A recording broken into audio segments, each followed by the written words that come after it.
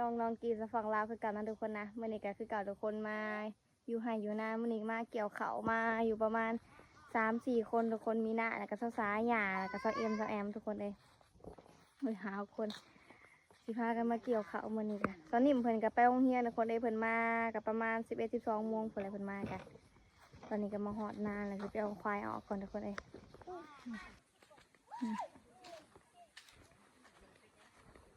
โอ้โหมันก็กินตลอดแล้วมันก็จ่อยนี่เนาะ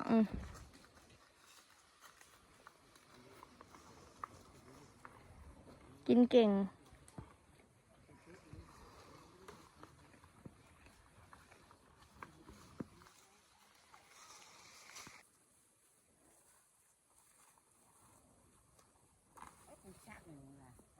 มันเป็นยัง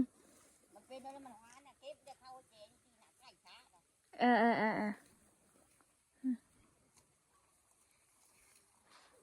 ไก่สะเขาบ่เบิ่งไปเบิ่งกันควายตัวนี้เนี่ยมันมึนใช่อ๋อเบิ่งไก่สะทุกคนได้หมุนจนมดเขา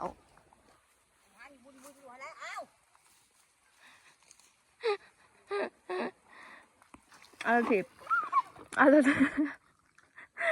ถีบมาฝึกขี่อยู่นะขี่ได้อยู่วันนี้นะเอามาลูกเอามากินเพื่อมีขนมป่ะใช่ป่ะเอาตัวไม้เนาะเด็บตัวไม้เนาะละ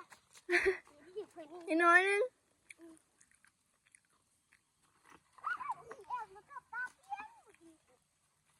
ไป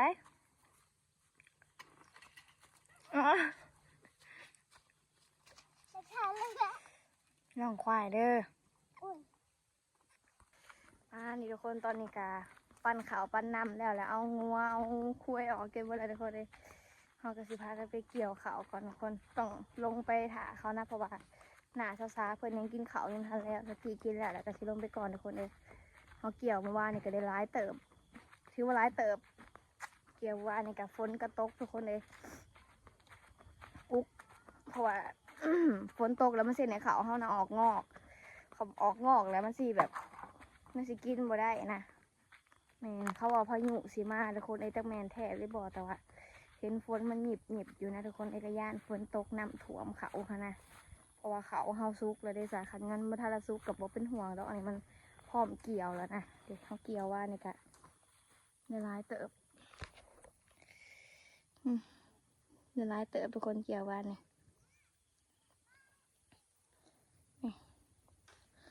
น้ำมันมีน้ำอยู่บนตัวนี้นะมันมีน้ำตัวนี้นะมันบ่มีน้ำเฮาสามารถเหยียบได้ปกติตัวนี้นะมันมีน้ำมันย่างอยู่อย่างเดียวนั่นแหละนี่ทุกคนแต่ละคนกับขมุกขมุมแหงทุกคนกับการเกี่ยวเข่ามี3 คนหนึ่งนี่ยังร้ายเติบโอ้ตายแล้ว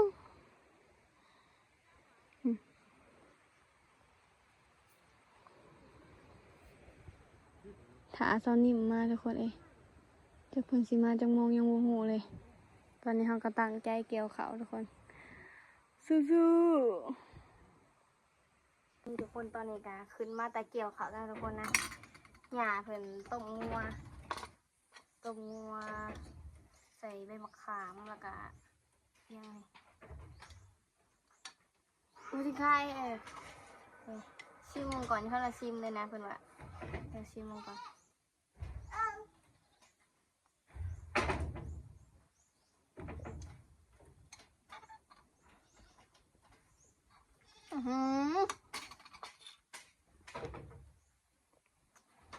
โคตรเค็มเลยชิมแพงเลย เพิ่มเลยนี่ชดนะชดหนูเข้ากินไปเหลือตื่มน้ำอีกก่อนชิมตื้นคอเหรอตื่นน้ำก่อนนะทุกคนนะต้องใส่น้ำมันแห้งมันเค็ม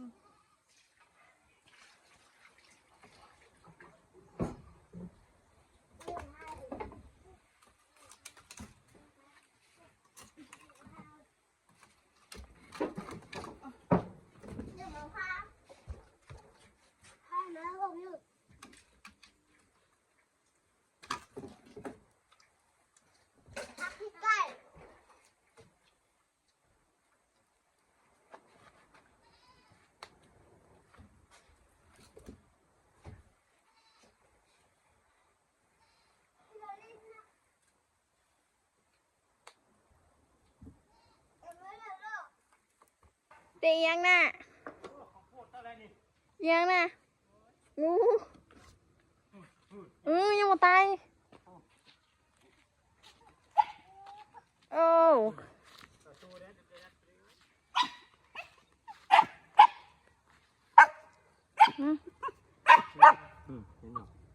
ชูขนาดหมาเนี่ยป้า งูยังงูสิงมานี่ สวี งูสวิงอ๋อ มันครบประตูโลดจะกลับโลด มันกำลังจะเข้าหู้วาดจะกลับโลดประตูกัน เก่งอีกี่บริก้าได้มากินบริก้าได้มันขี่ย่าน ครบเบิดโมเดลนะจ๊ะแม่ นี่เก่งอันนี้เนาะตัวนี้เนาะนี่ทุกคนหากระต้มอีกเทื่อหนึ่งไข่กระซุกแล้วนะแกร้านคือมากินถ่ายกินไข่อยู่เดี๋ยวตักเอาหมอนี่นะเสร็จชิต้มหอยทุกคนเอาถือหอยเซอรี่มาบักร้ายนี่ก็ขู่ผมเดี๋ยวเบิ่งก่อนเป็นจังไดแน่เลยเอาไว้เอามาสกินตะวันนี่หอยเซอรี่จะหอยไปเลยไข่ระเบิด โอ้นี่จะเฮ็ดเด้ตึ้ม ระเบิดบุ่มหนึ่ง ไม่ได้พอผู้ฟังด้วยพี่เขานะเขาให้ตุ้มลูก ตุ้มเลยปะ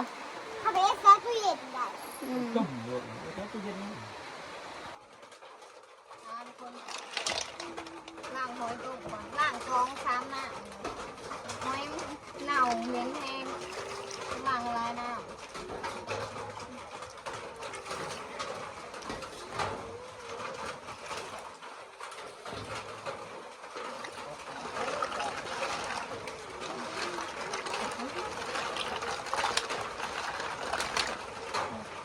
เน่ามันไปออกมา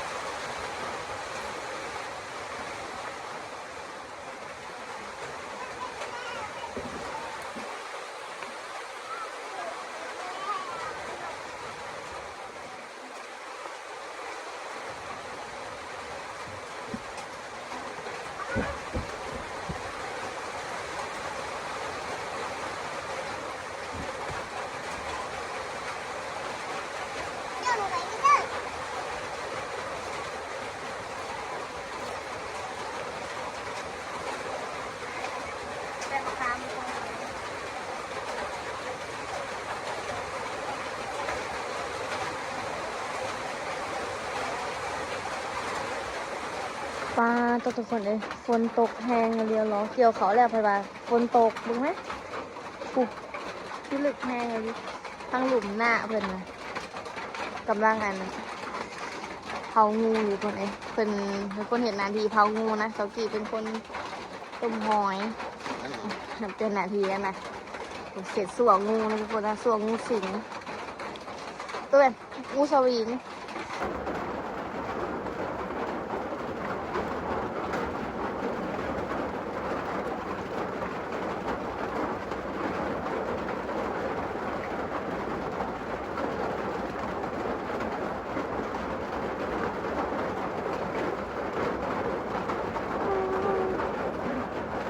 ที่เหลือฝน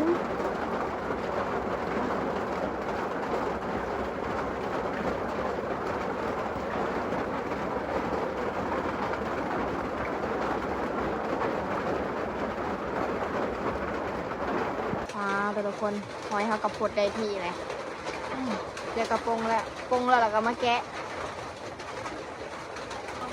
ก้มได้แล้วเขาก็สิมาเอาตามันออกนะคนนะเอาตากระขีมันออกหัวตากระขีมันกินมาแล้วห้อยอันนี้มันสิเบื่อมันมีเมานะว่าละกันมันเอาหัวมันออกอยู่บนมันเป็นตาดูบอนเป็นหัวอยู่ก็เอามือแหะออกตามัน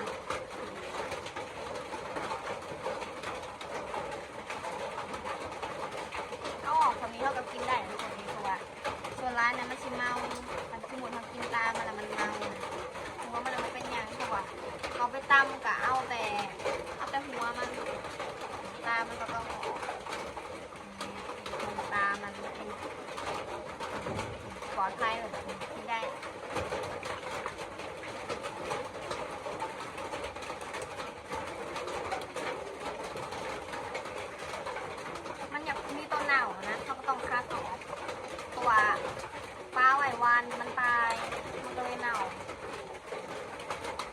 นี่ทุกคนหน้าเป็นครัวแล้วก็เอามาต้มนะทุกคนอันนี้เป็นงูนะทุกคนนะถาเซานิ่มมาจากจิกซิมาแต่โมงจะหึงเลยฝนตกสงสัยยังทันออกไปเฮือนบ้างตอนนี้ อันนี้ก็เป็นหอยฮันทุกคนนะสตีกเห็ดเรียบร้อยแล้วซอยหั่นนี่เรียบร้อยเป็นร้ายเติม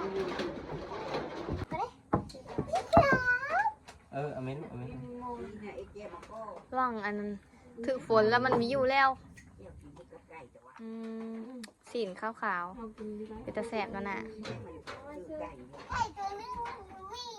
จะได้รสชาติ บอกว่าได้บอกว่าถึง แซ่ อบ ร่อย ไหม ใช่ มาฝั่งนี้ซากำลังซอยสีนงัวอยู่ เขามากินสิ สีงัวเถา ฝ่ายเท่า ควายเถา ฝ่ายเท่าตายหนาว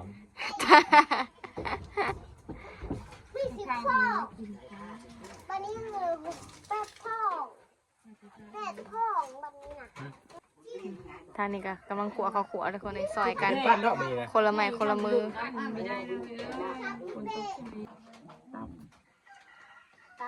เนื้อเลยกันไม่ได้จังเลยคนเข้าหน้าบ้านโต๊ะเม็ดเป็นเพิ่งจะโต๊ะเกิดซอสเบอร์พัดใส่นะต้มสวา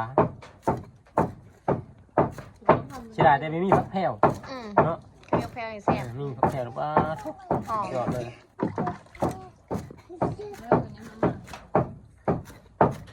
ย่างกิ้วเขาได้กว่า